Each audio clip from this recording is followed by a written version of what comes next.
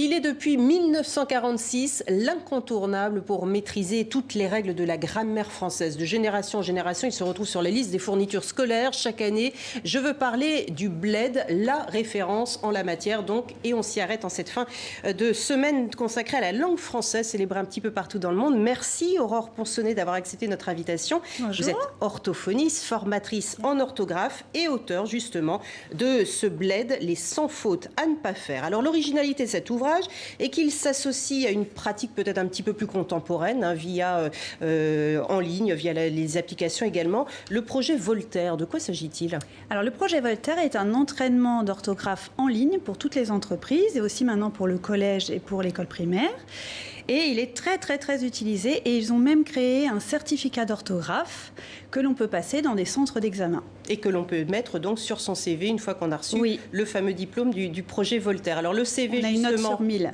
D'accord. Le projet Voltaire, non, pas du tout. Le CV, c'est justement un document essentiel lorsqu'on le recherche un emploi, lorsqu'on essaye de rentrer dans une entreprise. Et pourtant, les CV sont parfois truffés de fautes. Oui. Et c'est ce guide, justement, qui va vous permettre d'écrire et de passer des entretiens sans faire de fautes. Oui. Alors, on a on a choisi 100 erreurs les plus communes. Et ces 100 erreurs, eh bien, bon, moi j'ai écrit des règles, et il y a aussi des exercices. Et puis on a relevé vraiment les erreurs les plus communes que l'on trouve dans les CV, que l'on trouve partout dans les articles. Et donc on a essayé avec des illustrations, des exercices, de rendre ça un peu plus clair. Et alors, sans erreur, c'est le premier test, non? Parce qu'on entend souvent sans erreur aussi. Oui, donc alors sans erreur parce qu'il n'y a qu'une fois 100. Et voilà. Donc il n'y a pas de S à 100.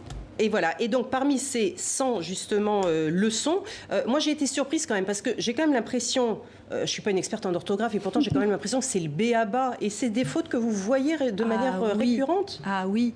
Parce que c'est l'accord du participe passé, c'est même des fois le présent de l'indicatif. Enfin, alors, le présent de l'indicatif, c'est le temps le plus irrégulier de tous les temps. Ah oui, vraiment, si. Bah là, est-ce que je peux vous faire un test? Ah non, mais par contre, vous pourrez le faire sur le projet Voltaire en ligne, vous l'aurez compris.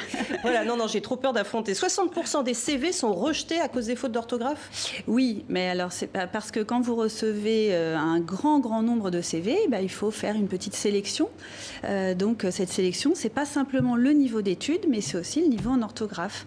Et malheureusement, quand on a un mauvais niveau en orthographe, eh bien, on est jugé. On est tout le temps jugé. Sur le CV et aussi sur Internet. Les premiers...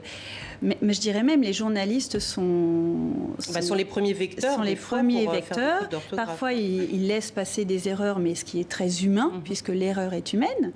Et ils laissent passer des erreurs. Et dans la minute qui suit, tous les internautes, toutes les personnes commentent en disant « Comment ça? Va t'acheter un bled, retourne à l'école. » Mais c'est horrible. Ils ont peut-être raison, mais c'est là toute la difficulté aussi de la langue française, et les téléspectateurs qui nous regardent de par le monde et qui apprennent peut-être le français dans les instituts français et autres écoles le savent de manière quotidienne. Alors bled, justement, je regardais d'où ça venait. C'est la famille de Odette et Édouard Bled, deux instituteurs du siècle dernier, qui justement, voyant les difficultés de leur classe, de leurs élèves, se sont dit il faut absolument qu'on crée un manuel. Aujourd'hui, vous, votre regard d'orthophoniste en 2019, c'est quoi quel est-il sur l'école française justement et l'apprentissage de la langue française? Alors, j'ai quitté le monde de l'orthophonie il y a 10 ans. Maintenant, je suis formatrice pour les adultes. Et mon regard, c'est que... Enfin, les adultes étaient des enfants d'avant. Oui, bien sûr. Mais l'orthographe, effectivement, le niveau en orthographe a baissé. Mais bon, moi, maintenant, j'ai un tout autre regard. Je trouve que l'orthographe française, c'est pas que je trouve, c'est que c'est une des plus complexes au monde.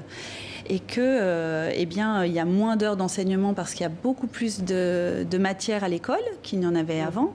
Donc, on a multiplié les matières, ce qui est très intéressant. On ouvre les enfants au monde aussi. Ils font beaucoup plus de choses différentes. Et ce qui fait qu'il y a moins d'heures consacrées à l'orthographe. Et maintenant, on est quand même accompagné par des correcteurs orthographiques, par des... donc, est-ce que... à l'avenir, l'orthographe sera aussi utile? Je ne sais pas. On verra. En tout cas, s'il l'est, je conseille à nos téléspectateurs d'acheter ce livre aux éditions Hachette, les 100 fautes à ne plus faire, pour ne faire donc aucune faute dans vos lettres de motivation, vos rapports de stage, vos dossiers de candidature, etc.